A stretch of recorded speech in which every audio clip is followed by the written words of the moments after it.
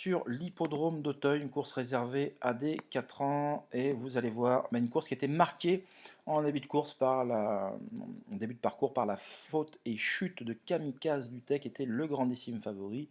Décidément, ces derniers jours, beaucoup de rebondissements et des favoris vraiment à la peine ou malchanceux.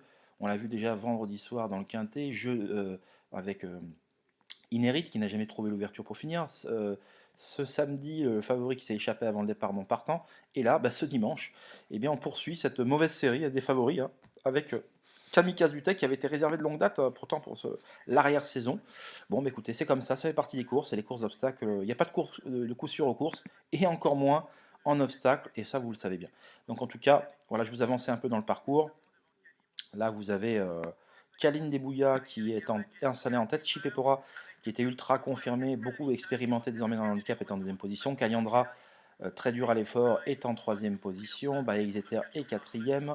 All in You, le pensionnaire de Noël George, Avanda Zeterom, est en cinquième position. Et là, il y en a une cassure et un trou pour trouver Kamenji, Maker Étincelle, les deux protégés de Gianna Menato, qui sont en sixième et septième position. Pompano, qui possédait une classe de plat et qui avait fait des débuts honorables à ce niveau lors du quintet précédent, est en huitième position. Et vous voyez la future lauréate qui va progresser à l'extérieur avec ce diable de Johnny Charon qui est vraiment l'un des tout meilleurs jockeys en activité en obstacle. Pour ceux qui ne savaient pas, j'en remets une couche. Voilà, il découvrait à Paniwa. Tous ses jockeys précédents, enfin son jockey précédent, n'avait pas réussi à tirer son épingle du jeu avec cette jument-là, en tirer la quintessence. Et là, associée pour la première fois de Charon, qui porte la casaque de Madame André Fabre, eh bien, elle va se rapprocher en progression. Déjà, elle m'avait beaucoup plu l'avant-dernière fois, lors de son avant-dernière tentative dans un quintet, puisqu'elle était venue faire un bout assez intéressant dans le tournant final, qu'elle n'avait pu poursuivre jusqu'au bout.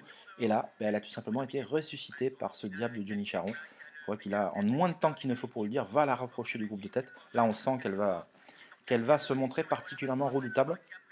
Donc voilà, Pompano attend encore son heure en sixième position. Cœur étincelle a été légèrement pris de vitesse, mais va revenir finir très correctement. On est au saut de l'avant-dernier obstacle. Kalini Bouya commence un peu à céder tout en se montrant fort courageuse. Kayandra prend l'avantage à ce moment-là.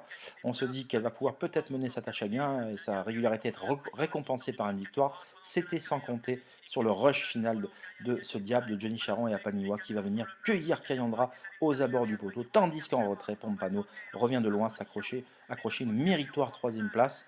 En retrait de ces trois chevaux, on notera l'effort remarquable de Kleiper qui a attendu en dernière position et qui va venir arracher cette quatrième place aux dépens de Cœur Étincelle qui se ressaisira bien pour finir.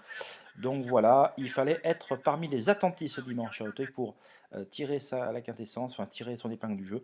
Donc voilà, cette course a été riche en rebondissements, comme tout quintet qui se respecte, quelle que soit la discipline. Ce sont des courses toujours très particulières.